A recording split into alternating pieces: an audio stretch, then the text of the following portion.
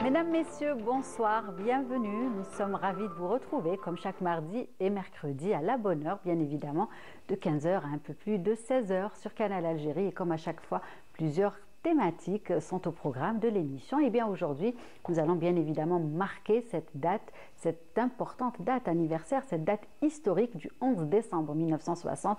Comme vous le savez, les Algériens sont sortis manifester pacifiquement pour leur droit à l'autodétermination. Et bien justement, pour commémorer cette date, un bel événement a été organisé hier du côté de la salle Ibn Khaldoun.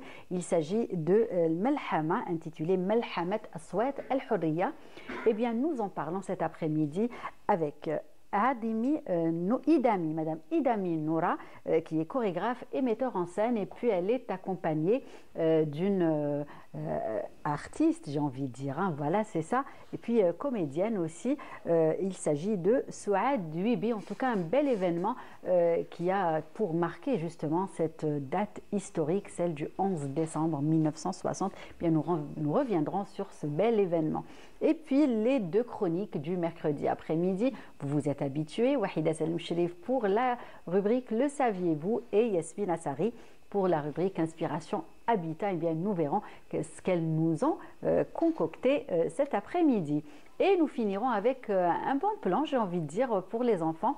Vu que c'est les vacances, c'est bientôt les vacances, et bien de belles formations, de beaux stages. Il s'agit de robotique cette fois-ci. Et bien nous allons recevoir Fedwa Kendouri, qui est justement formatrice en robotique, et elle travaille beaucoup avec les enfants. Et bien nous verrons cet après-midi de quoi il s'agit. En tout cas, un beau programme tout au long de cette émission. Et avant de recevoir tout ce beau monde, de la musique, bien évidemment, avec cette chanson patriotique, et on revient juste après.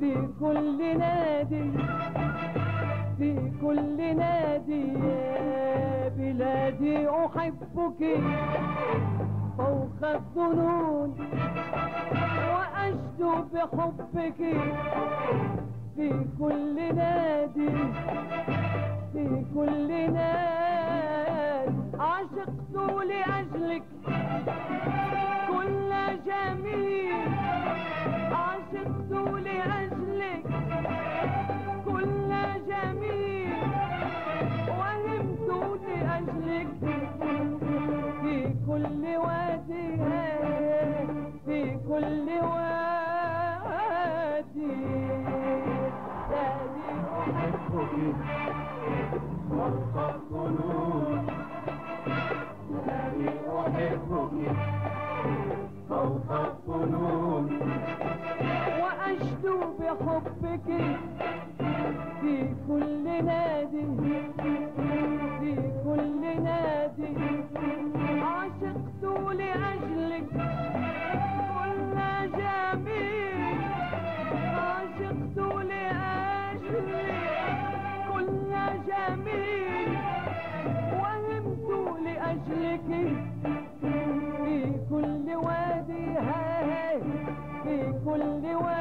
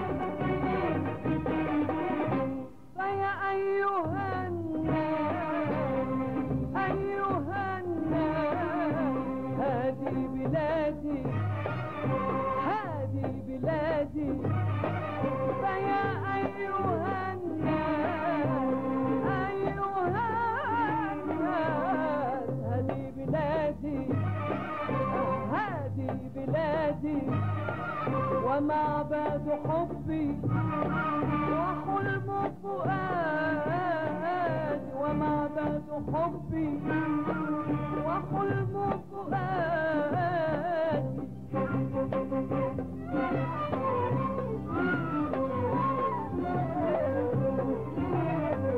وإيمان قلبي وخالص ديني وإيمان قلبي وخالص ديني ومبدأ فيه ملتي واعتقادي ومبدأ فيه ملتي واعتقادي ومبدأ فيه ملتي واعتقادي ومبدأ فيه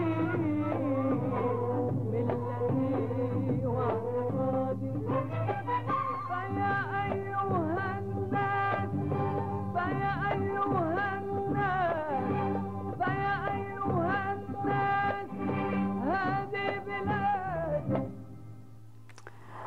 Voilà, donc Biladi Ohibouki, signé bien évidemment Warda al-Jazairi, Allah yarhamha, pour recevoir les invités de cet après-midi et commencer par Madame Idami Noura. Comment allez-vous? Merci, bonsoir. Bienvenue. Bien, bien, merci beaucoup. Merci d'avoir accepté notre invitation. Et vous n'êtes pas toute seule cet après-midi, vous êtes accompagnée de Souad Douibi. Comment ça va? Ça va, alhamdoulilah. Ça va, vous l'êtes depuis hier, ça va? Oui. Tout s'est bien passé? Oui, oui.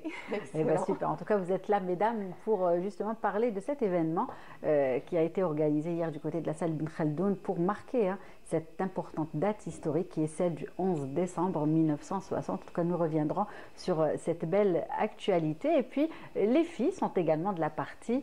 Yasmine, comment ça va? Très bien, depuis hier. Ça va? Ça va, oui, très bien. Super. Et puis, Wahida est également avec nous.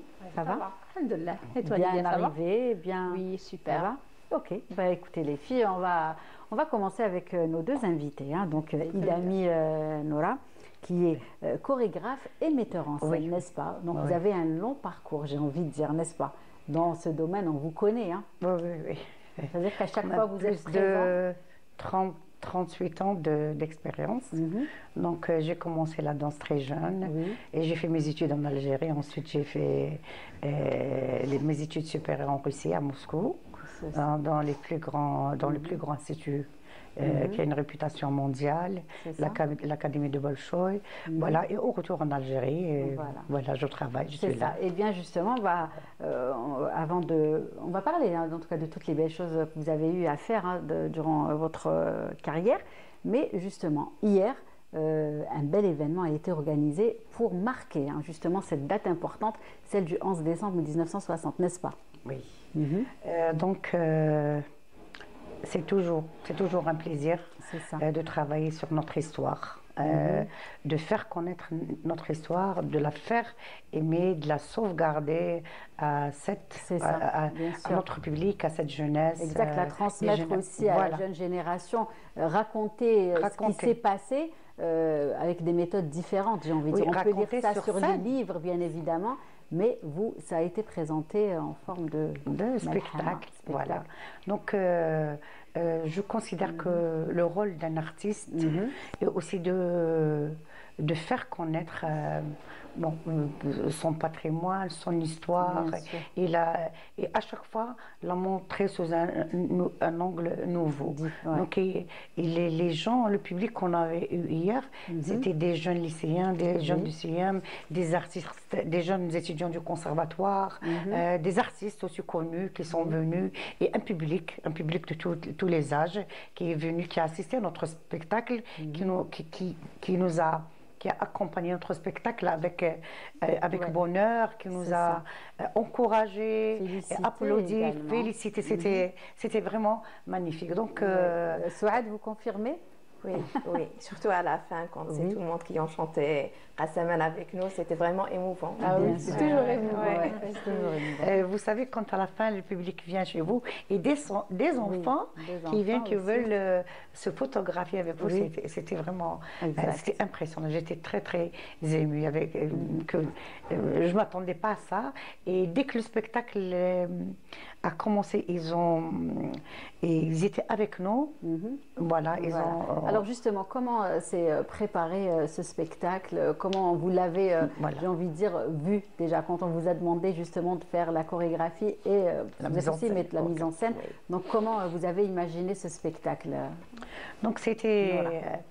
c'était en général avec l'établissement, parce que je suis chorégraphe ça. du ballet de l'établissement Exact. Art et Culture. Mhm. Donc c'était sous l'égide du ballet de la Villette d'Alger et la production de l'établissement Art et Culture.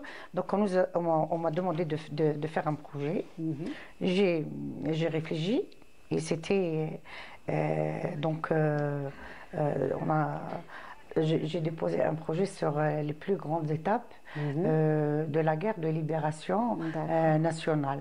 Donc, nous avons commencé avec le déclenchement de la Révolution, l'offensive du Nord constantinois. Donc, nous avons rendu hommage à le premier shahid de la guillotine. D'accord. Zabana, Zéro Youssef.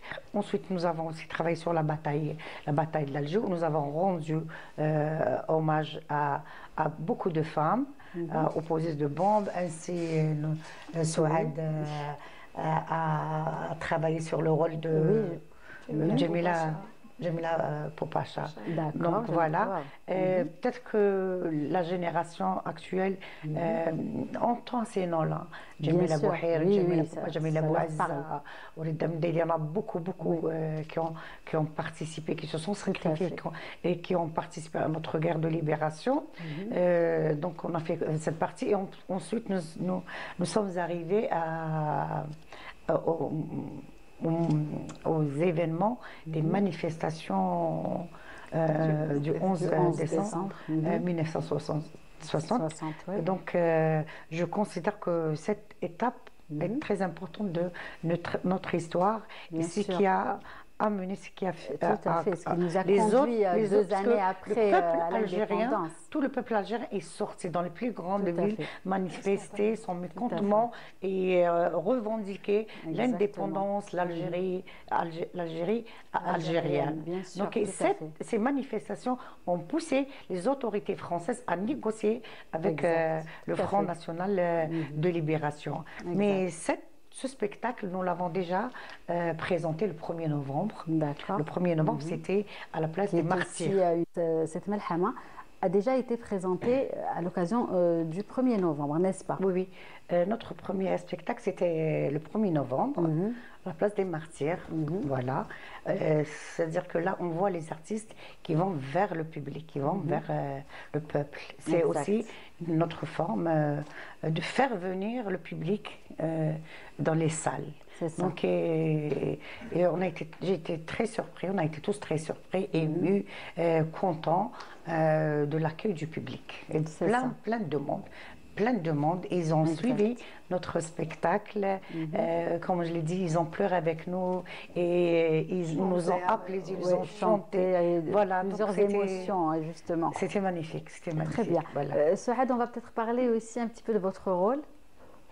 Donc, Oui. Kifesh, En fait, dans ce spectacle, on avait plusieurs rôles. Parce que d'accord. moi, je suis comédienne, mais avec Madame Idami et ses assistants aussi, on a fait en sorte que même les comédiens dansent aussi. Donc, c'était presque une formation complète pour moi aussi, parce qu'un comédien doit aussi maîtriser la danse. Bien sûr. Du coup, on a fait plusieurs tableaux et j'ai incarné et j'ai rendu hommage au Moudjahida Jamila Popacha. Oui. et à plusieurs jamilettes avec c'est ça. les autres Qui comédiens, ont à plusieurs marqué, jamilettes de justement, l'Algérie aussi, oui. parce qu'en fait, il y a le Fidaïyat, il y a le Moudjahidat, Tout à il y a fait. Shahidat, et il y a celles qui restent encore pour témoigner une époque qu'on n'a pas vécue. Nous, on n'a pas Exactement. vécu la Révolution, C'est ça. mais c'est les grands-mères qui nous ont raconté la Révolution, c'est le cinéma aussi, Oui. et c'est ces Moudjahidat qui ont resté en Très vie, bien. qui ont témoigné. la Exact. Et Révolution justement, on va regarder un extrait tout à l'heure, dans un tout petit moment. Mais juste avant, puisqu'on a tenu justement à marquer cette date du 11 décembre, je vous propose de découvrir ensemble ce reportage sur ces événements, les événements du 11 décembre.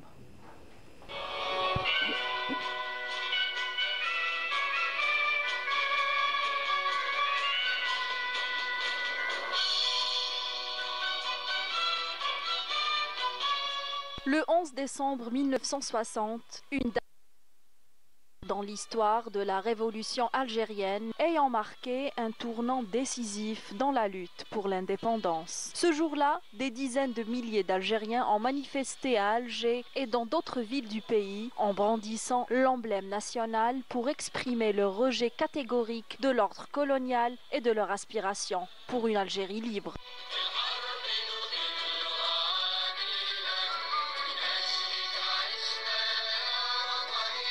Bellecour, quartier populaire d'Alger, fut le point de départ de cette mobilisation qui, en quelques heures, embrasa tout Alger et plusieurs wilayas, affirmant l'adhésion du peuple algérien à la révolution et son soutien et attachement indéfectible au Front de libération nationale et à l'Armée de libération nationale. Les Algériens sont sortis manifester pacifiquement pour réaffirmer le principe du droit à l'autodétermination, alors que le général de Gaulle effectuait une visite en Algérie dans une vaine tentative de sauver la thèse de l'Algérie française à travers son plan dit de troisième voie qui ne serait qu'une indépendance factice dans laquelle l'Algérie resterait sous domination française. Le prix à payer fut lourd, 112 martyrs, des centaines d'arrestations et une vague de répression féroce. Mais les sacrifices ont porté leurs fruits, une réussite sur le plan diplomatique et médiatique, confortant les positions du gouvernement provisoire de la République algérienne en tant que représentant légitime du peuple algérien dans les négociations pour l'indépendance qui se profilaient. Cette victoire politique a également eu un impact international. En effet, 9 jours après les manifestations, l'Assemblée générale des Nations unies, lors de sa 15e session, adoptait une résolution en faveur de l'indépendance et du droit à l'autodétermination pour l'Algérie. Les manifestations du 11 décembre 1960 ont constitué un tournant décisif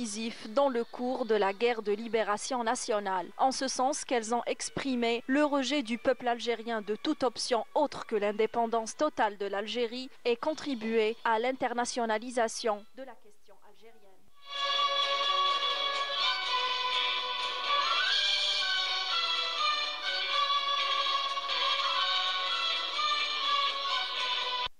Voilà, et le reportage est signé Mejda Dahmoun. Donc, un bel événement aussi pour marquer cette date, pour rendre hommage justement à tout ce qui s'est passé à ce 11 décembre 1960. Donc, vous avez fait la chorégraphie et la mise en scène. Est-ce que vous avez l'habitude de vous occuper aussi de la mise en scène des spectacles? Oui, parce que donc, ce n'est pas une première pour non, vous? c'est pas une première. Déjà, j'ai fait mon spectacle il y a 3 ans de cela, ça voilà.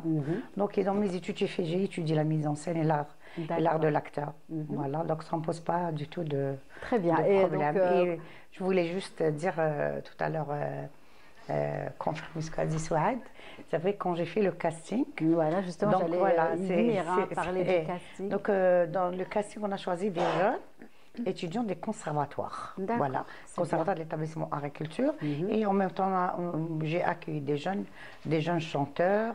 C'est-à-dire que ces jeunes n'ont pas l'habitude de faire des spectacles de ce niveau. Vous leur avez offert voilà. cette chance. Voilà. Donc, c'est normal. C'est normal. L'avenir, c'est pour la jeunesse. Exact. Et moi, mon travail, c'est d'ouvrir les portes pour cette jeunesse qu'il soit. Et je considère qu'un artiste il est comédien, il doit avoir une base de chant, d'expression corporelle, et de danse aussi, ainsi que les danseurs aussi et les chanteurs. Donc, toute cette jeunesse, j'avais sur scène 31 jeunes qui ont participé dans ce spectacle. Donc, ils ont tous participé en tant que dans les chansons, dans la danse et dans les situations théâtrales. D'accord. Et justement, est-ce que les jeunes, cette jeune génération, vous demande des conseils, vu que vous avez quand même de l'expérience dans ce sens? En fait, pas forcément demander conseil, mais il y a toujours ce dialogue entre nous. Parce qu'en fait, il y a des jeunes avec qui on parle, moi personnellement, avec qui je parle de l'actorat, et même ils me parlent de leur motivation. Il y a toujours c'est pas des conseils, mais on se donne des astuces. Voilà. Des échanges, des astuces. Là, on est en train de voir un extrait. C'est vous? Non. Ça, c'est justement la scène des manifestations du 11 décembre. Voilà. D'accord. Donc c'est des jeunes qui viennent des différents instituts, hein, n'est-ce pas, qui dépendent. Oui, nous avons, là on voit les danseurs de l'établissement Agriculture.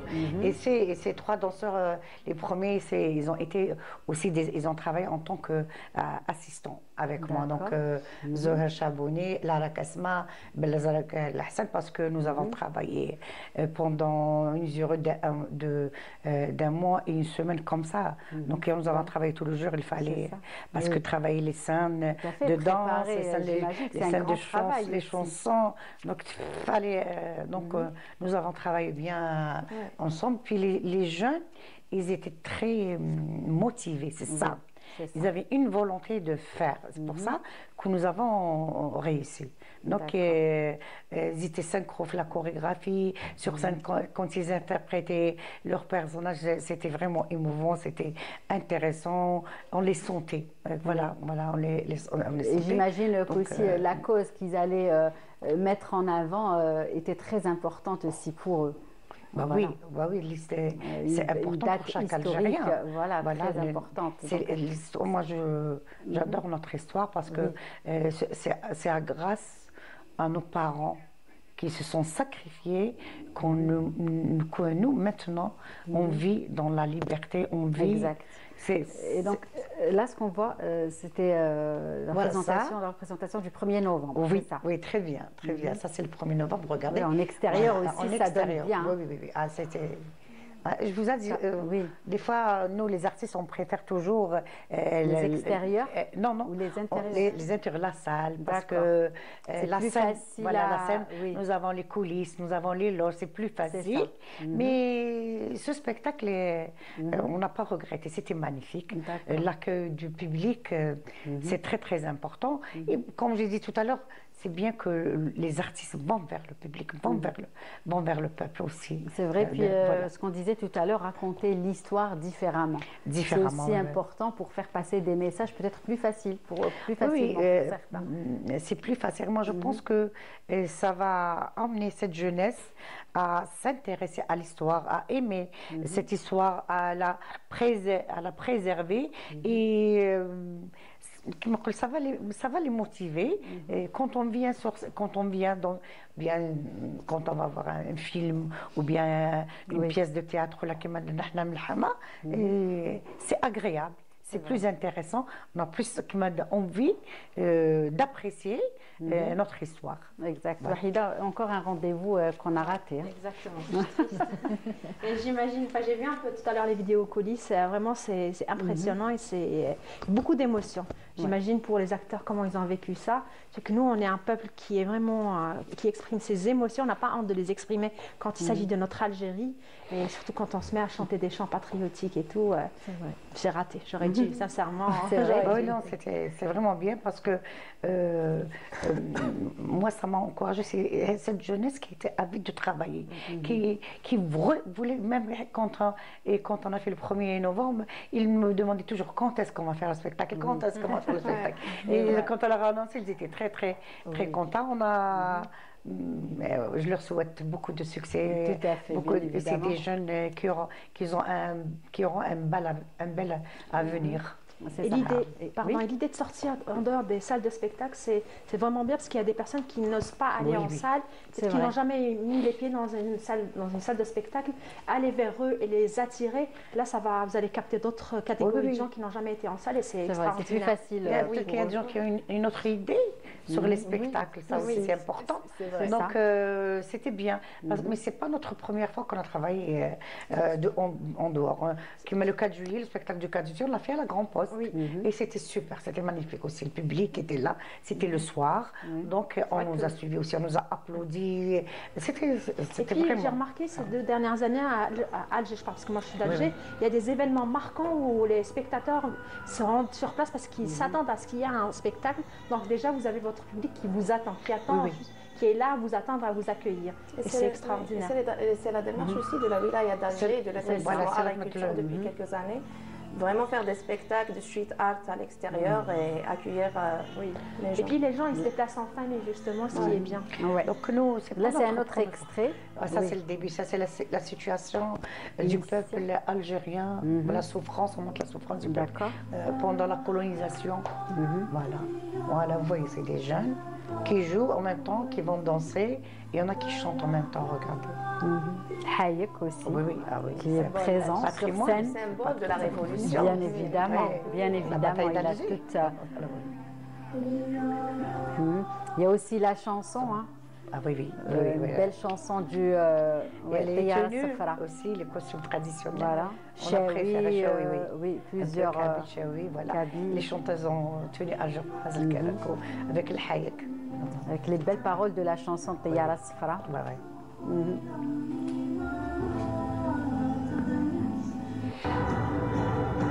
Voilà, ça c'est. Là, on a un petit peu avancé dans le spectacle. Non, non, c'est toujours. D'accord. Ça, j'adore cette scène. Elle montre La violence. la violence, les Oui. souffrances, dans quelles conditions les Algériens ont vécu pendant cette colonisation de 132 ans quand même. C'est vrai. Très bien. En tout cas, un beau rendez-vous hein, que vous avez proposé aux téléspectateurs, aux jeunes aussi.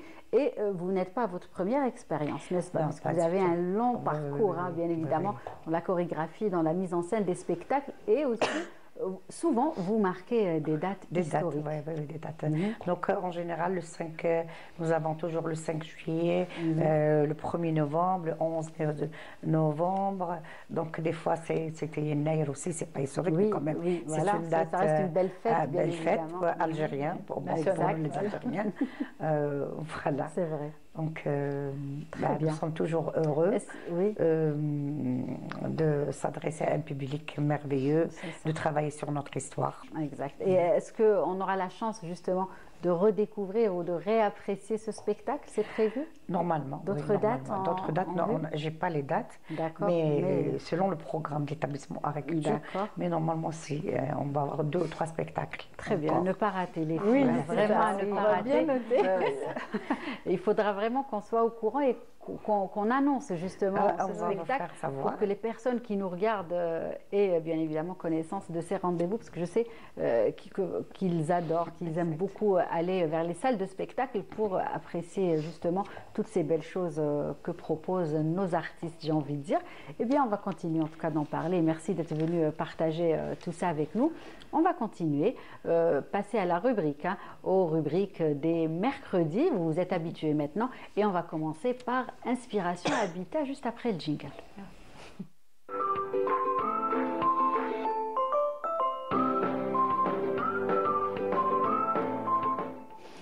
Alors Yasmine, un beau rendez-vous. Hein. Alors moi, de toute façon, vu que je suis architecte, donc tout ce qui a trait à l'art, ça me passionne. Donc j'adore tout ce qui est événements artistiques, culturels et tout. C'est moi aussi. Voilà, c'est tout Vous à avez fait ça. des artistes qui étaient des artistes, qui avaient des écoles qui étaient architectes. Oui, ouais. Vraiment, Ça se rejoint, et je suis très contente parce que je trouve que ces dernières années, il y a une vraie dynamique, en fait, une vraie relance de l'art, de l'artisanat, des événements culturels et tout. Donc, ça peut nous faire que du bien. Voilà. Alors, aujourd'hui, qu'est-ce qui va nous faire du bien chez nous? alors non, aujourd'hui, vu la date, donc D'accord. je voulais marquer un peu donc, cette date historique qui est le 11 décembre.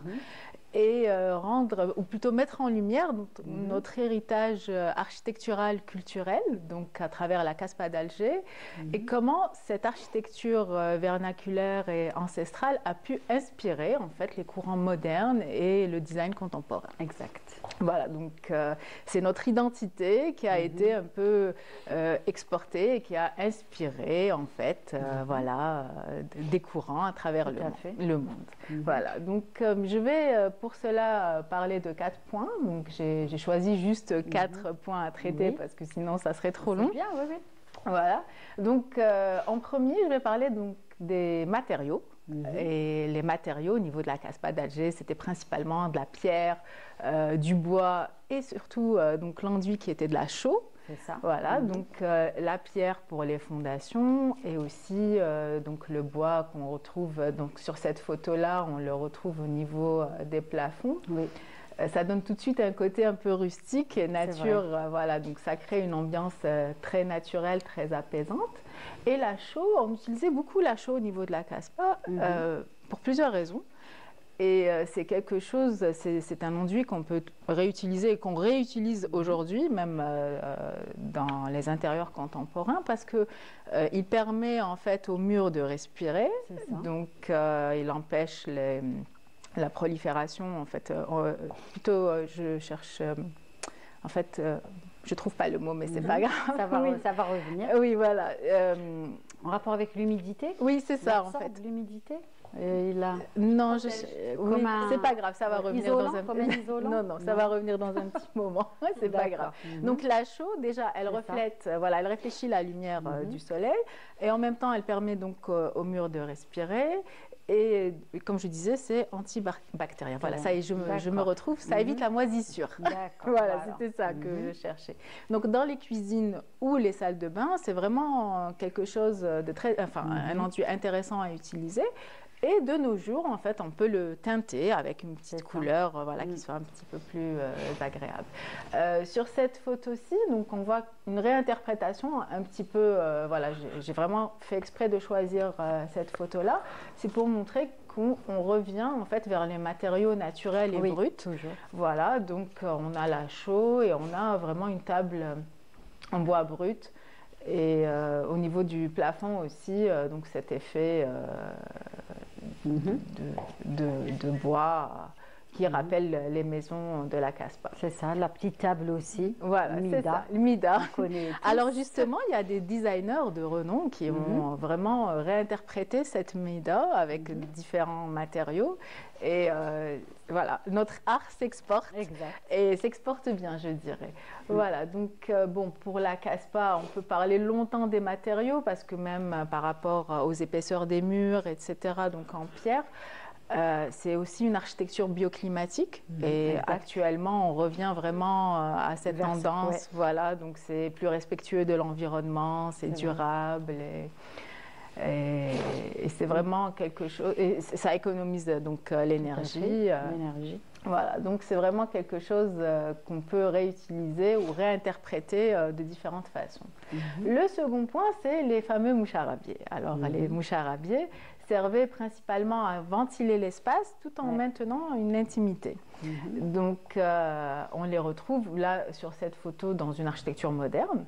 Donc, et puis on a ce côté jeu d'ombre et de lumière qui est très intéressant, voilà, et ça permet de circuler librement sans être pour autant vu de l'extérieur et ça permet à l'espace d'être ventilé. Ça, c'est donc au niveau de la façade, comme on peut le retrouver aussi dans les intérieurs. Donc dans les intérieurs, comme cloison séparatrice, par exemple entre un salon et une salle à manger, on peut trouver une cloison en claustra ou en différents designs qui rappellent en fait les moucharabiers voilà, d'avant. Et on l'utilise aussi au niveau des façades. En fait, les grands bâtiments, enfin, en architecture. Donc maintenant, il y a aussi de grands projets qui ont été faits ainsi de par le monde. Donc c'est vraiment un système pour réguler la lumière et la luminosité. Donc c'est inspiré des moucharabiers. Voilà. Ça, c'est une cloison intérieure. Bon, les ouvertures sont plus grandes, mais c'est pour montrer que voilà, le design contemporain s'inspire vraiment des... Voilà, c'est une réinterprétation poussée voilà, des moucharabiés. Voilà. Et puis, on retrouve aussi, donc, comme on disait tout à l'heure, et on avait vu la table basse, la mida, mais on retrouve aussi le zilij, le fameux zilij. Alors, le zilij, eh ben, on le retrouve, aujourd'hui ça a l'air de rien, mais au niveau des salles de bain et des cuisines, en fait, tout ce qui est crédence, eh ben, ça venait de cette interprétation des anciennes maisons de la Casbah. Ouais. Et on le réinterprète aussi donc, au niveau des séparations, par exemple, entre une cuisine ouverte et un salon. On peut marquer une séparation au sol avec du zilij. Voilà. Et puis, on a le fameux patio, le fameux patio, élément central et le cœur, le cœur des maisons très animées, traditionnelles, c'est ça, très convivial. Exact, aussi. Alors, le patio, donc c'était un lieu de rencontre, mais aussi ça permettait en fait à l'espace d'être ventilé. Voilà, ça permettait la ventilation intérieure et ça permettait aussi d'ensoleiller, d'éclairer la maison. Et dans l'architecture contemporaine, donc on l'utilise voilà, ici en puits de lumière ou carrément comme une vraie cour intérieure, on en retrouve aussi. Et un exemple qu'on peut tous en fait comprendre, je dirais, les centres commerciaux par exemple, ils sont souvent organisés autour d'un patio ou ce qu'on appelle un atrium. Donc un atrium, ça peut être aussi, c'est pratiquement le principe du patio, il peut être ouvert ou carrément fermé au-dessus. Donc on retrouve cette architecture souvent donc, au niveau des centres commerciaux et elle est inspirée. C'est très animé autour. Voilà, elle est inspirée. S'asseoir pour manger ou boire. C'est ça, voilà, et ça permet donc la ventilation, l'éclairage et tout. Donc, ici sur cette photo, pardon, c'est une cour intérieure dans une maison. Donc ça reprend le principe du patio traditionnel. Modernisé. Voilà, c'est ça. C'est des lieux vraiment, on va dire que c'est des lieux qui ont inspiré. C'est ça, c'était le but. Des grands noms de l'architecture. Oui, c'est dire que voilà, en fait, l'architecture de la Casbah d'Alger, c'est vraiment une leçon d'architecture. Il y a même un livre ainsi. Vraiment, c'est l'adaptabilité et le génie des anciens constructeurs, comment ils ont exploité et les matériaux locaux et la topographie et la culture, parce que le mode de vie algérien était spécifique. Donc, ils ont vraiment créé des lieux qui ressemblaient et qui prenaient en charge tout cela. Voilà. L'architecture mozabite aussi. Oui, bien sûr, c'est toute l'Algérie en fait. C'est vrai.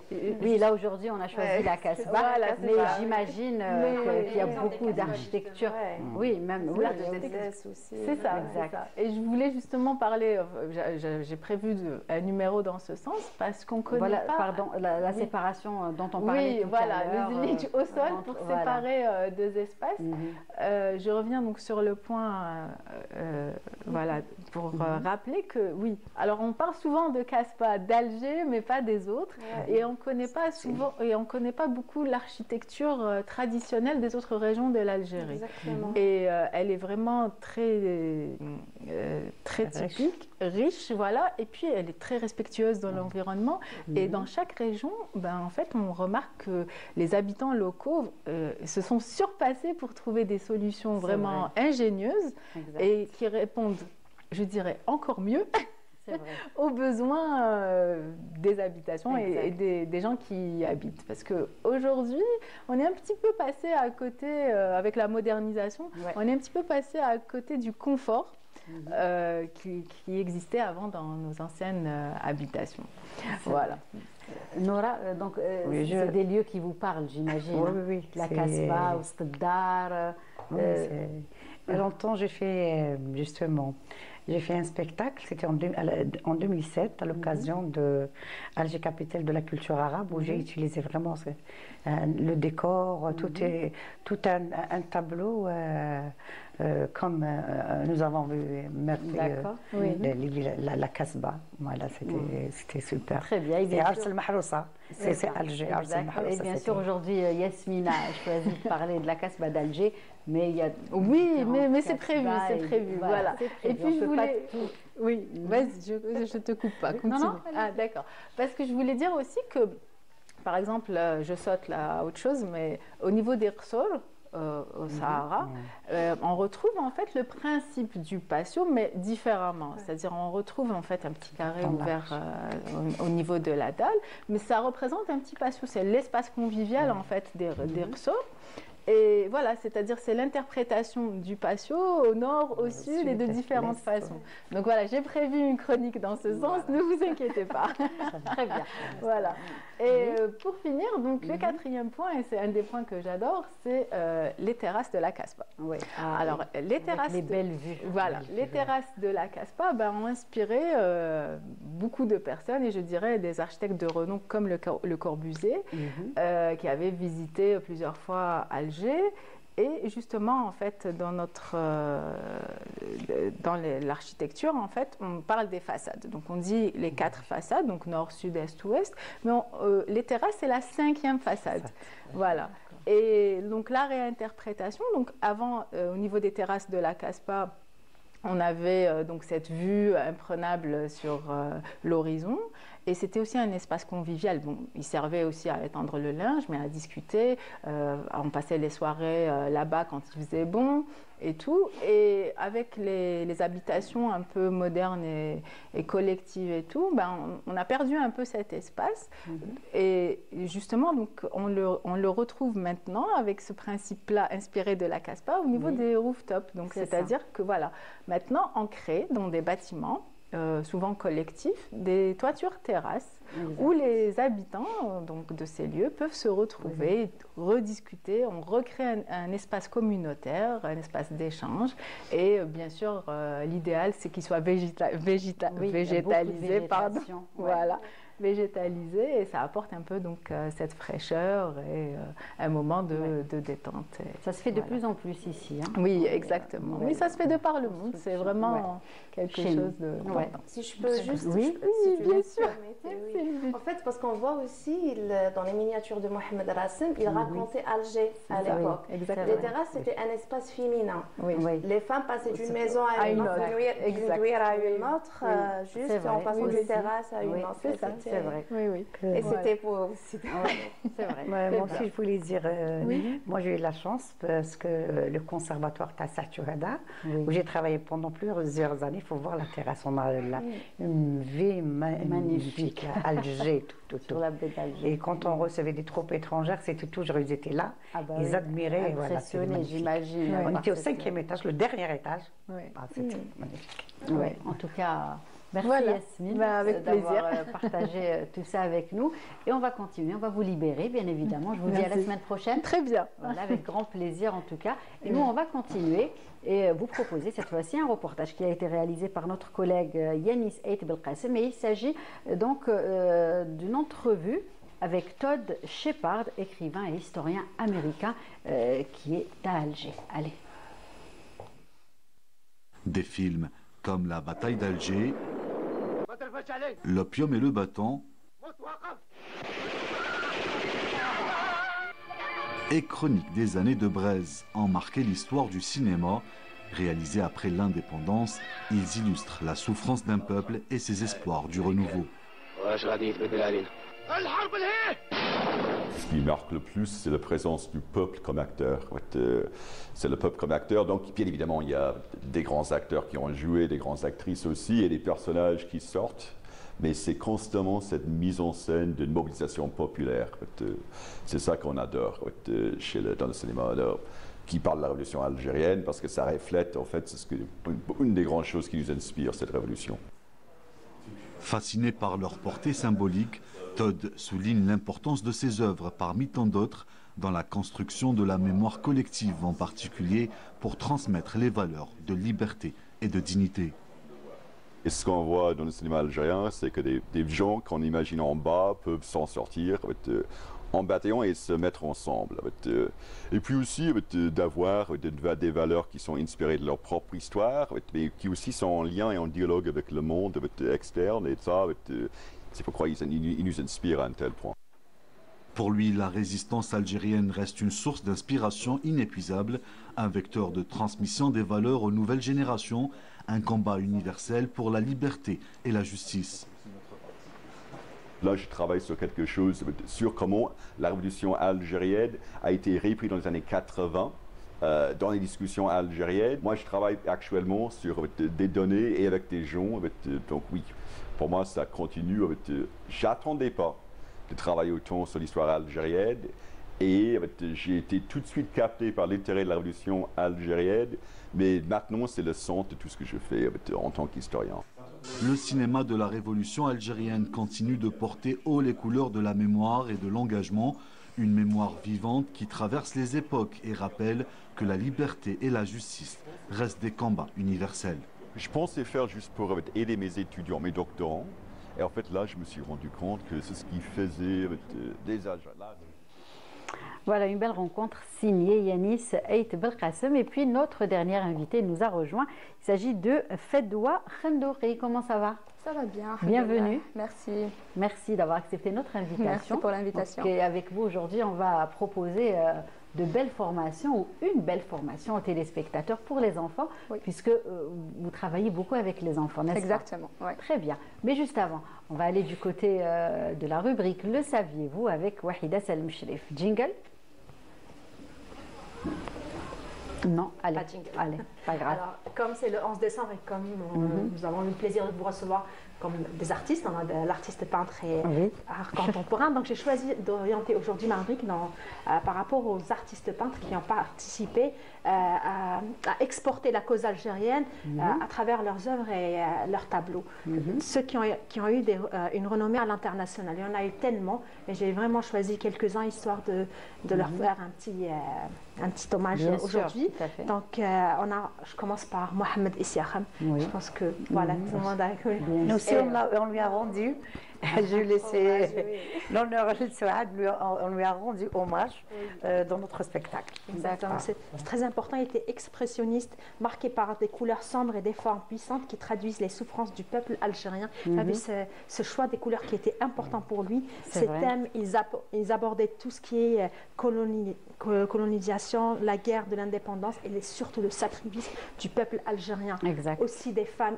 Il a vraiment mis en avant la femme, son rôle durant la guerre de l'indépendance. Donc, il a même un tableau qui est très connu. Voilà, parmi ces tableaux, il y a Femme d'Algérie. Il a fait une série de portraits où il représentait la femme algérienne avec des couleurs toujours dans le sombre et tout, histoire d'exprimer la souffrance du peuple algérien et surtout de nous faire ressentir cette souffrance. Essiakham a utilisé son art justement pour dénoncer des femmes qui ont marqué, qui ont eu un grand rôle durant la guerre de libération nationale. Et on en parle tous les jours, c'est toutes des djemilettes, comme j'aime le dire, c'est des djemilettes qui ont participé à la guerre de l'indépendance. À l'époque, toutes les filles qui naissaient, on les appelait djemilettes. Oui, c'est djemilettes. Je m'excuse de vous interrompre. Et même quand j'étais en Russie, j'avais une amie, elle était de père irakien, de mère russe.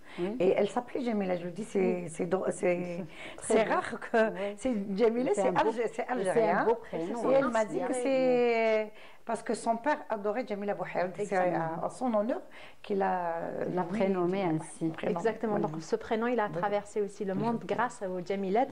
Donc Essiakham a utilisé son art pour dénoncer les injustices, mais surtout rendre hommage au peuple algérien, que ce soit pour les hommes ou bien pour les femmes. Il y a aussi une artiste que j'adore et que je pense que Souad aussi vous inspirez d'elle, c'est Beya. Beya Mahiddin, voilà, qui a été connue pour son art naïf, coloré, plein de couleurs. Elle adorait les couleurs, mais malgré ces couleurs, elle réussissait à transmettre la souffrance du peuple algérien. Elle dessinait beaucoup l'identité nationale. Donc, elle avait une petite touche où elle dessinait le rôle de la femme algérienne avec ses traditions, avec ses coutumes. Elle essayait à chaque fois, dès qu'elle pouvait, rendre hommage à la femme algérienne. Donc voilà, c'est un de ces tableaux que je trouve extraordinaire avec plein de couleurs. Il avait ce génie de mélanger les couleurs. Et son art a été souvent connu comme une affirmation de l'identité algérienne partout dans le monde. Elle a eu la chance de faire des expositions à l'international où elle a fait exporter la cause algérienne. Il y a même des artistes qui disent que c'est l'artiste qui a inspiré Picasso pour son travail. Exactement. Donc, elle a peint ses œuvres où elle a célébré la résilience, le courage du peuple algérien, des femmes algériennes. D'ailleurs, on en trouve beaucoup de tableaux où elle représente la femme, la naissance aussi avec le petit bébé. Il y a aussi un artiste peintre que j'apprécie beaucoup, c'est Ali Khoudia. Alors Ali Khoudia, il est né en 1923, il est décédé en 2010. Donc son style était réaliste, impressionniste, avec une attention particulière à la vie quotidienne et à la nature algérienne.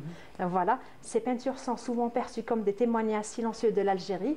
Voilà, là c'était une photo dans son atelier. Oui, dans son atelier. Il utilisait beaucoup de couleurs lui aussi. Il pouvait aller dans le clair comme il s'exprimait dans le foncé. Ça dépendait de son tableau, de ce qu'il voulait véhiculer comme émotion et comme information. Donc il a participé à la mise en lumière de l'Algérie rurale et urbaine, essentiellement dans le monde. Et surtout, il avait cette touche algérienne. Donc dès qu'on voyait ces tableaux, en reconnaissant connaître l'artiste, on savait que c'était un tableau algérien. Voilà. Il y a aussi un artiste peintre que j'apprécie énormément, c'est Azouaou Mamri. Je ne sais pas si vous connaissez. Je ne connais pas ces peintures. Donc son style, il avait un art figuratif, influencé par le style orientaliste, mais il transformait son art en un art engagement durant la guerre de l'indépendance. Ses portraits et celles de la vie algérienne reflètent un attachement à notre culture, à notre terre. C'est une de ses œuvres? Exactement, voilà. Il avait abordé des thèmes en rapport avec la résilience du peuple algérien, avec la résistance du peuple algérien, parce que c'est très important de le dire, on ne le cessera jamais de le dire. C'est des tableaux magnifiques avec des couleurs chaudes aussi. Et puis c'est un peu contemporain, à chacun comment il peut l'interpréter, mais on ressent cette algérianité. Il y a aussi Abdelkader Guermez. Donc son style est abstrait, avec une utilisation des textures et des couleurs pour exprimer les émotions, des émotions profondes. Voilà. Il a exprimé la souffrance, l'exil, l'espoir, souvent liés à la guerre et à ses conséquences. C'est des tableaux qui ont fait vraiment parler d'eux. Celui-là? Voilà. Voilà. Donc c'est des tableaux qui ont fait parler d'eux à travers, dans le monde entier. Et puis quand on voit souvent un tableau comme ça, on se pose des questions. On se dit, c'est dans quel état le peintre quand il l'avait fait? Peut-être qu'on a l'impression qu'il célébrait quelque chose. Mais non, ça parlait de la résilience algérienne, de notre combat et de notre histoire. Il y a aussi, quand on parle de la révolution algérienne, il y a toujours des artistes qui ont fait des affiches durant la guerre, mais ils n'ont pas signé. Ils n'ont pas signé leurs œuvres parce qu'ils avaient peur, peut-être qu'ils avaient peur de se faire emprisonner. Et aujourd'hui, je voulais vraiment leur rendre hommage parce que durant la guerre de l'indépendance, il y avait cette peinture. Oui, alors celle-là, c'est celle de Mamri Azouaou. D'accord. Voilà, là où il représente la femme algérienne dans sa splendeur avec sa belle tenue. Et puis ses partages, oui, parce que là, elle va rendre visite à sa voisine. Et ses voisines, au bout de... très belle. Voilà, elle va partager avec eux un plat de couscous. Peut-être elle a fait un tadjine, ça dépend ce qu'elle a préparé. Tout à fait. Et puis, le chta aussi. On a tellement de bons plats traditionnels algériens. Exactement. Et puis, il y a de nombreux artistes anonymes qui ont créé des affiches, qui ont fait des tableaux. Ils les ont pas signés malheureusement parce que voilà, ils avaient peur. Il y a eu des affiches aussi qu'on collait durant la guerre de l'indépendance pour véhiculer des messages. Elles étaient souvent réalisées par des militants ou bien des jeunes étudiants qui sont devenus des symboles puissants des événements comme la manifestation du 11 décembre. Il faut savoir que ça a été une manifestation instantanée. Donc le peuple, il est sorti en même moment à travers le territoire national sans se donner le mot. Et puis en même moment, il y avait des jeunes qui avaient exprimé leur soutien à la révolution algérienne. Ils ont fait brandir leur tableau, leur petite affiche, histoire de soutenir la cause. Voilà. Bien. Ben, merci, très enrichissant en tout Avec cas. plaisir. Et merci d'avoir rendu hommage, bien évidemment. Et bien sûr, il y a plein d'autres artistes. Oui, bien sûr, on peut pas. Voilà, on pourra le faire dans des prochains numéros, comme disait tout à l'heure Yasmine. On ne peut pas tout déballer en une seule émission. En tout cas, merci Wahida pour ce choix et merci d'avoir rendu hommage, bien évidemment, à tous ces artistes, n'est-ce pas? Ah oui, oui, c'est important. Puis c'est le rôle d'un artiste de parler, de montrer, fait, bien sûr, voilà, de dénoncer, oui, voilà, c'est le rôle de tous les artistes. Aussi, justement, à travers vos spectacles, vous avez aussi rendu hommage, bien évidemment, à la Palestine. On n'a Oui, pas parlé oui, de ça. oui. Donc, nous avons terminé l'indépendance, bien sûr, de l'Algérie, Oui, oui. mais on ne pouvait pas Passer parler à côté de la passer à côté, Palestine. de ne pas parler de la Palestine, surtout en ce moment. Exact. Donc, nous avons un jeune, dommage que nous n'avons pas de vidéo, un jeune qui a écrit un poème, ouais, un magnifique poème. Et les jeunes chanteurs que vous avez vus, on a fait un medley des chansons pour la Palestine, pour rendre hommage à ce peuple. Ouais. Voilà. Très bien. C'est un peu résilient aussi. Hein. Ah? C'est un peuple qui est résilient aussi. Bah oui, ah oui. Et je pense qu'ils sont en train de vivre ce que nous avons vécu Ils s'inspirent beaucoup de l'Algérie 132 aussi. ans. Et je voulais aussi savoir que pendant le déroulement de nos répétitions, tout ça, d'abord, c'est vrai que j'ai fait la mise en scène et la chorégraphie, et M. Brahim Nouel, qui a écrit le scénario et qui a coordonné tout le travail dès le début jusqu'au jour du spectacle. Voilà. Il faut que... Bien évidemment, il faut bien sûr voilà. lui rendre aussi hommage cet après-midi et parler de son travail, puisque Voilà. c'est un travail d'équipe, bien évidemment. C'est un travail pour donner un tel résultat, c'est beaucoup de personnes qui ont bien évidemment fait chacun. Voilà, je m'excuse. Justement, quand on a parlé tout à l'heure de... Tu peux parler de la scène de Mohamed Essier, oui. C'était à la fin, c'était une scène émouvante. En fait, oui, pour moi déjà c'était émouvant parce que je suis artiste peintre de formation. Et c'était comme une performance dans un spectacle. Donc, en rendant hommage à Essier Khan, c'est rendre aussi hommage à tous les artistes algériens. Exact. Et Essier Khan m'a bien dit ça, un pays sans artistes, c'est un pays mort. Et il faut vraiment valoriser les artistes parce que c'est les témoins de leur époque et c'est eux qui vont raconter l'histoire par la suite. Très bien. Et puis, vous avez aussi rendu hommage à cet artiste, en tout cas, plein de belles choses qui ont été réalisées pour marquer cette date du 11 décembre et les événements du 11 décembre 1960. Et on va continuer avec des jeunes, voilà, justement. J'imagine que tous les anciens rêvaient justement que cette jeune génération vive épanouie. Et à chaque fois, on essaie de vous proposer des portraits intéressants des jeunes qui font de belles choses, en tout cas. Et c'est le cas de la jeune qui est avec nous cet après-midi. Donc, vous êtes formatrice en robotique. Oui. C'est ça. Exactement. Et donc, comment vous en êtes arrivée là déjà, Fedwa? Ouais. Alors, en fait, de base, je suis électronicienne de formation. J'ai un master en système de télécommunication. C'est le département d'électronique. Donc, comment j'ai intégré le domaine de la robotique? En fait, nous, en licence, on nous oblige de travailler sur un projet électronique, comme un projet de fin de cycle, de soutenance. Voilà. C'est ça, exact. Donc, j'étais débutante. Pas que vous, tous, ça. Tous, tous. Voilà. Oui, voilà, exactement, c'est vrai. Bon, pas dans la robotique, mais bon, un projet chacun pour son finir, domaine, voilà, bien sûr, exactement. Donc, l'encadrant de cette année-là, il nous a proposé de construire un drone. Oui. Je lui ai dit, oui, je vais le construire, malgré que je n'avais aucune idée comment construire un drone. Aucune idée, aucune connaissance. D'accord. Donc voilà, j'ai commencé à travailler sur ce projet-là et ça m'a beaucoup attiré, le domaine. Ça m'a beaucoup attiré. Donc, aimé, j'ai aimé, j'ai trop aimé. Travailler sur ce projet. Exactement. Et donc, avec toutes C'est celui-là? Pas celui-là. Celui-là, c'est un drone différent. D'accord. Ça, c'est le drone de master, en fait. D'accord. Je parle de drone de licence. Le premier. Oui, le premier vous avez évolué depuis. Exactement, bien sûr. Exactement. Donc, voilà, avec tous les obstacles et tout. Oui. Je me suis dit, voilà, moi je vais... j'avais une vision. C'est un objectif à atteindre. Exactement. Et j'ai acheté le matériel, je me suis formée, j'ai acheté des formations en ligne, etc. Et J'ai commencé à étudier la robotique. Donc, on peut dire que mon parcours universitaire m'a beaucoup aidé pour intégrer le monde de la robotique. Très bien. Et aujourd'hui, vous en faites un métier ou déjà, oui. et puis vous transmettez ça aux jeunes, justement aux enfants, à partir de 5 ans, c'est ça? Pour moi, un peu à partir plus de 5 ans, mais pour moi, c'est à partir de 8 ans. 8 ans, Oui, parce voilà. que je leur fais la programmation et tout, c'est un peu compliqué. Oui, oui. Donc, à l'âge de 5 ans, c'est très jeune pour moi. Oui, d'accord. Mais il y a des programmes spéciaux pour, les 5 enfants ans. de 5 Oui, ans. voilà, Donc 5 vous ans à vous 7 ans. occupez des 8 ans. Aujourd'hui, justement, il y a beaucoup d'enfants qui s'intéressent à ces créneaux, j'ai envie de dire. Oui, en fait, c'est obligé. Hein. Oui. C'est obligé parce que d'ici 20 ans, 30 ans, honnêtement, le monde deviendra virtuel. Ça fait peur. Exactement. Vous nous faites peur, là.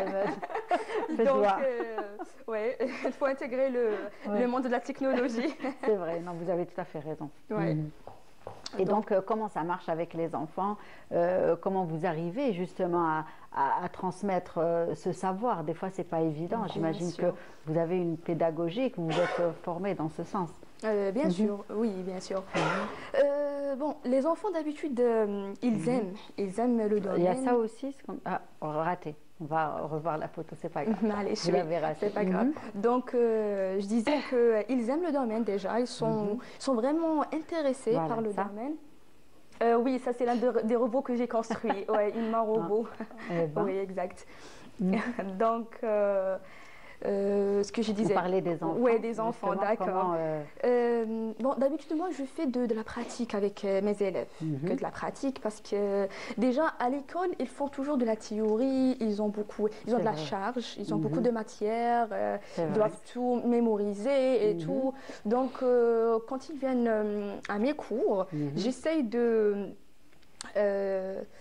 pour qu'ils passent du bon temps, qu'ils qu'ils puissent se détendre un peu, exactement. Donc j'essaye de leur faire de la pratique, je leur montre du matériel, des composants, des circuits, comment construire un circuit électronique, etc. Je fais des compétitions entre mes élèves. Ça les vraiment motive parce qu'ils ont un esprit compétitif. Donc voilà, c'est ce que je fais d'habitude. Donc j'essaie de les motiver. Oui. Et ça, ce qu'on est en train de voir, c'est un autre robot que j'ai construit. C'est une voiture téléguidée par... en utilisant le Bluetooth par une application mobile. Et je fais ça avec mes élèves aussi. D'accord. Et j'imagine justement que pour ces enfants, c'est un rêve. Exactement. Construire des robots, des voitures téléguidées, des drones, j'imagine que c'est un rêve. Ils sont vraiment intéressés, ils sont motivés. Ça doit être un créneau, un domaine qui les intéresse. Exactement. C'est ça. Donc, ils font quelque chose qu'ils aiment. C'est déjà bien. Oui, voilà. Et justement, ces stages durent combien de temps? Et est-ce qu'ils se font les week-ends ou durant les vacances? Comment ça marche? Ouais. Donc, pendant les vacances, on fait pendant les jours de semaine, parce qu'ils sont disponibles, ils sont libres. Exactement. Pendant l'année scolaire, on fait des week-ends. Donc, toute la semaine, ils sont à l'école. Les week-ends, on fait des cours de robotique. La formation, tout dépend du programme. Pour mon programme, je fais environ 2 mois, 3 mois pour chaque niveau. J'ai un programme de 3 niveaux, niveau 1, 2, 3. 2 mois pour chaque niveau, par exemple. Tout dépend la durée de la séance. Oui. Très bien. Exact. Très bien. Et puis aussi, vous organisez aussi des événements? Oui. En fait, je suis en train d'organiser mon premier événement dans le domaine de la robotique. Je suis en train d'organiser une compétition régionale destinée aux enfants entre 8 et 16 ans. Ce sera sous l'égide de la direction de jeunesse et du sport de la wilaya de Blida. La compétition sera à Blida aussi. C'est une compétition régionale. 5 wilayas pourront participer. Alger, Blida, Tipaza, Boumerdès et Médéa. C'est-à-dire les wilayas du nord central de l'Algérie. Ouais. Donc, comme j'ai dit, des enfants entre 8 ans et 16 ans. D'accord. Et comment, justement, quel est le but, l'objectif de ce concours? Oui, bien sûr. Donc l'objectif, c'est de motiver les enfants surtout. C'est une opportunité pour eux pour montrer leurs compétences, pour s'exprimer surtout, pour montrer leurs intérêts. Donc c'est ça à la base l'objectif principal de la compétition. Et aussi pour mes élèves, personnellement pour mes élèves, j'essaye de les préparer aux compétitions nationales et internationales. Donc je me suis dit pourquoi ne pas organiser un événement régional pour eux, pour les préparer. Pour les habituer, voilà, exactement. Les mettre dans le bain. Exactement. Donc après ça, il y aura des compétitions nationales, Inch'Allah, et puis l'international, Inch'Allah. D'accord. Et ça sera quoi le projet justement de la compétition? Oui. Donc, vous imposez des thèmes ou c'est les enfants qui... Comment ça marche? Exactement. Donc, pour la compétition, elle sera divisée en 2 phases. La première phase, elle sera basée sur la programmation. On va leur donner le robot qui a été préconstruit et ils vont faire la programmation du robot. On va leur donner les tâches à faire, etc. Ils vont faire la programmation du robot pour la première tâche. Plutôt pour la première phase, exactement. Et pour la première phase, ce sera un smart home, une maison intelligente. D'accord. Oui.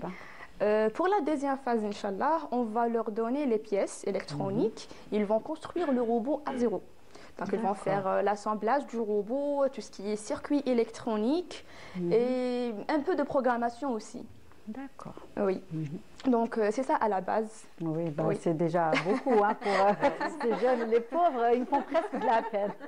Presque, allez, presque. En tout cas, ça reste très intéressant. Et puis, comment vous faites justement pour sélectionner ces enfants? Est-ce que vous êtes en contact avec des écoles? Comment ça marche? Exactement. Bon, à part les vôtres, bien évidemment. Oui, bien sûr. Donc, oui, je suis en contact avec les écoles. On a appelé les écoles qui font de la formation de la robotique. Très bien. On les a invités. Donc, voilà. Et ils sont intéressés. Ils ont bien aimé l'idée, surtout de faire un événement régional au centre de l'Algérie. Oui. Donc, voilà, pour le moment, on reçoit des inscriptions des écoles, je suis en contact avec d'autres formateurs tout comme moi, qui ont des élèves, d'autres élèves, exactement. Donc, c'est ce qu'on a fait. Donc, il y aura combien d'enfants à peu près? À peu près entre 100 et 200 peut-être. Ah, quand même. On espère avoir du monde. 100, peut-être 150, oui. Je pensais qu'ils étaient moins nombreux, ceux qui s'intéressaient. On peut dire minimum 70. Minimum. D'accord. Déjà, juste mes élèves, il y aura environ 40, 50. D'accord, très bien. Oui, que de la Belade du Blida. Mes élèves. Un bel événement qui se prépare. Peut-être on rappelle les dates? Oui, les dates, ce sera pour le 26 décembre, Inch'Allah, la première fin phase. De ce mois. Exactement, pendant les vacances d'hiver. Voilà, en plus, c'est les vacances d'hiver. Voilà. Le 26. Beau projet pour les enfants. Exactement. Le 26 décembre, la première phase. Et puis, la deuxième phase et la finale sera le 28 décembre. D'accord. Très bien. Vous reviendrez nous voir. Avec les enfants, les lauréats, ceux qui auront gagné avec leur projet. On a hâte de découvrir ces robots, ces maisons intelligentes aussi. En tout cas, merci d'être venu les partager avec nous. Et c'est très beau ce que vous faites. Et justement, est-ce qu'on peut venir voir ce qui va se faire ou ça va être vraiment... Non, bien sûr. On accueille tout le monde. D'accord. C'est-à-dire les parents pourront venir. Les parents d'autres écoles. D'autres écoles. Bien sûr. Voilà. Et du côté de Blida, ou dans une école aussi? Non, ce sera dans le centre de loisirs scientifiques. D'accord. C'est à Bab Djaïr, exactement. Pour ceux qui connaissent Blida. C'est ça. Oui. Oui, très voilà. bien. Donc, j'imagine que c'est un lieu connu. Le centre-ville de Blida. Voilà, au centre-ville de Blida. Très bien. Donc, un bel événement consacré, dédié à la robotique pour les enfants. De beaux projets, en tout cas, verront le jour, j'imagine. Et n'hésitez pas à revenir avec les lauréats, les gagnants, avec ces petits génies bien sûr. qui font partie, justement, que vous voyez au quotidien et que vous formez au quotidien. Nora, vous dit merci. Donc, on rappelle peut-être des projets. Peut-être que nous allons avoir la chance de donner encore d'autres présentations. Maintenant, comme c'est la fin de l'année, voilà. Donc, nous attendons pour la nouvelle année, pour d'autres projets. Déjà, sûrement pour le 5 juillet. Ça, c'est Voilà. Très bien. Et puis, quoi on peut finir aussi cet après-midi, c'est que vous donnez vraiment la chance aux jeunes. Oui. Et ça, c'est important. C'est ça. Donc, c'est notre but, c'est l'avenir, c'est la jeunesse. Nous, on a une autre chance. On doit leur transmettre des messages, on doit leur ouvrir les portes. Et c'est comme ça, que l'Algérie va se construire. Voilà, et je tenais à remercier tout le monde, toutes les jeunes qui ont travaillé, toute cette belle jeunesse qui a travaillé avec plaisir, avec beaucoup de volonté, et aussi les personnes comme les techniciens, qui étaient là, qui nous ont aidés, qui étaient présents pour qu'on puisse réussir ce spectacle. Très bien. Souad, un dernier mot peut-être? Moi, je dis merci pour cette chance, déjà. Merci pour Madame Idami pour ce spectacle, parce qu'en fait, je l'ai vécu avec beaucoup d'émotion. Et aussi merci à l'établissement Art et Culture qui m'a permis, comme artiste peintre, de commencer et d'exposer. Et aujourd'hui, je me retrouve sur scène après des années avec Madame Idami aussi, comme comédienne. Très bien. Et je remercie toute l'équipe, les assistants aussi, Esma, Ghost, et tous les comédiens et les artistes. Très bien, j'imagine qu'ils sont nombreux, bien évidemment. En tout cas, mesdames, merci. Merci d'être venues. Merci à vous, merci pour votre invitation. Non, c'est vous, merci d'avoir honoré cette invitation et surtout d'être venue parler de ce bel événement qui a été organisé, rappelons-le, pour commémorer cette date du 11 décembre 1960. Fedwa, merci beaucoup. Merci. Donc, n'hésitez pas à revenir avec vos petits génies et on verra bien évidemment tous leurs projets. On présentera aussi leurs projets aux téléspectateurs. Wahida, on se retrouvera la semaine prochaine. Inch'Allah, avec plaisir, Lilia. Voilà, pour les deux rubriques, je connais pas, mais pour avant le mardi et le mercredi, le saviez-vous. Voilà, et on arrive déjà à la fin de cette émission. Merci à vous de nous avoir suivis. Nous aurons bien évidemment le plaisir de vous retrouver la semaine prochaine, toujours à la bonne heure. D'ici là, très bonne suite des programmes et prenez soin de vous. Au revoir.